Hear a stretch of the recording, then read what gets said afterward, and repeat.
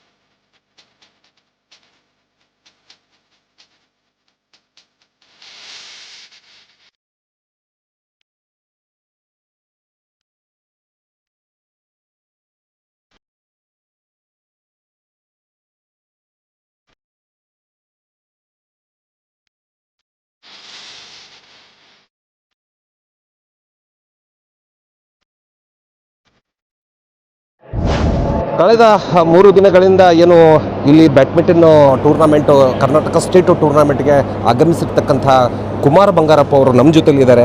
Sir, ವಿಜಯಪುರಕ್ಕೆ ಪ್ರಥಮ ಬಾರಿಗೆ ಬಂದು ಇಷ್ಟೆಲ್ಲ ನಿಂತಿದ್ದೀರಿ, ನಿಜವಾಗ್ಲೂ ಏನು ಅನ್ನಿಸುತ್ತೆ ಸರ್ ವಿಜಯಪುರ ಬಗ್ಗೆ?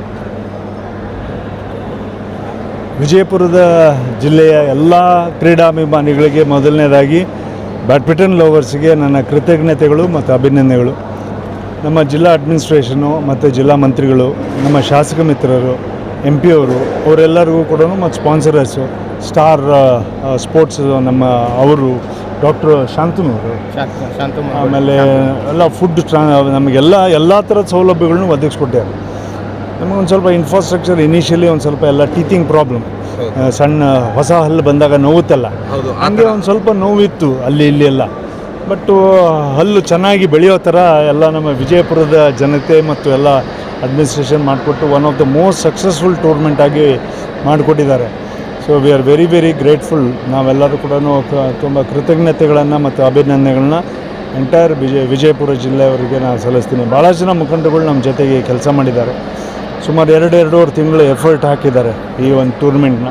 ನಮ್ಮ ಕರ್ನಾಟಕ ಬ್ಯಾಡ್ಮಿಂಟನ್ ಅಸೋಸಿಯೇಷನಿಂದ ಮತ್ತು ನಮ್ಮ ರೆಫರೀಸ್ ಅವ್ರ ಕಡೆಯಿಂದ, ಟೆಕ್ನಿಕಲ್ ಟೀಮಿಂದ, ನಮ್ಮ EC ಮೆಂಬರ್ಸ್ಗಳು ಎಲ್ಲರೂ ಕೂಡ ಬಂದು ನಿಂತು ಮಾಡಿದ್ದಾರೆ.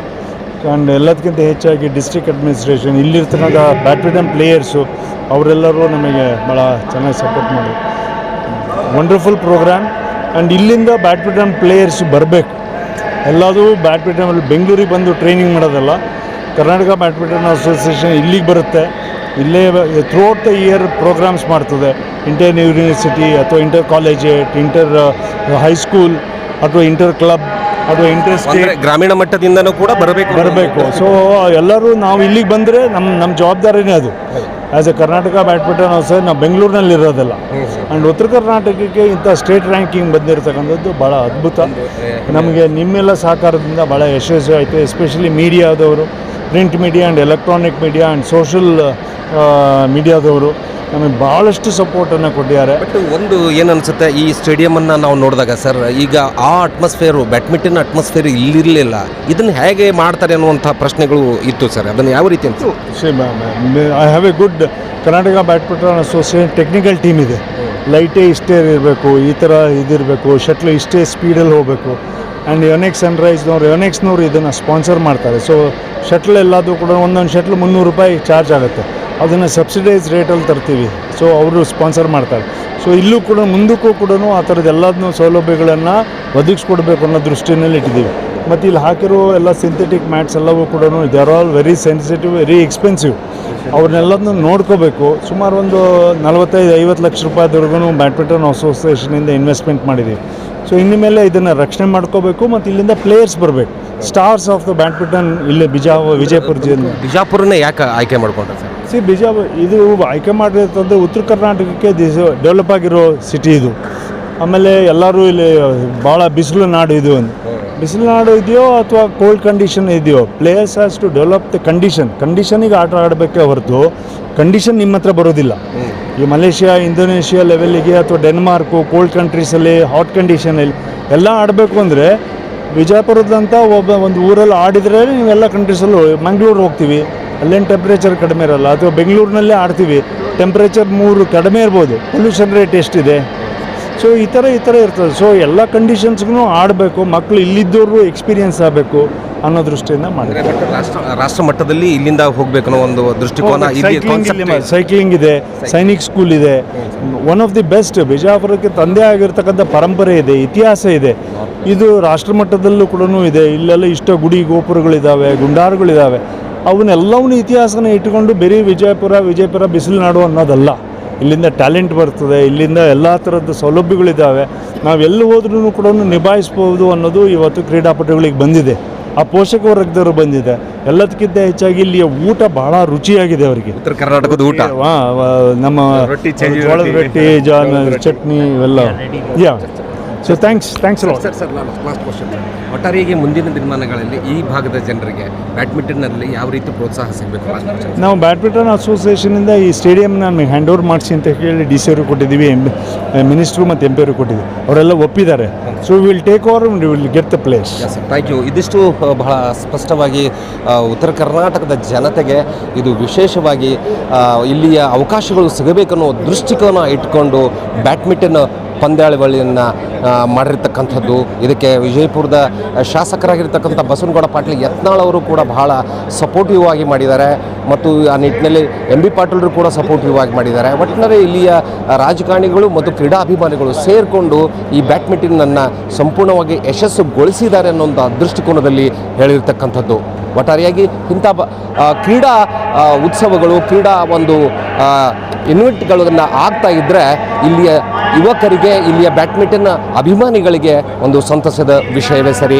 ಸಾಯಂಕಾಲ ಎಕ್ಸ್ಪ್ರೆಸ್, ವಿಜಯಪುರ. ಯಾರ ಪರವೂ ಅಲ್ಲ, ಯಾರ ವಿರುದ್ಧವೂ ಅಲ್ಲ. ಸಾಯಂಕಾಲ ಎಕ್ಸ್ಪ್ರೆಸ್, ಇದು ಜನಪರ.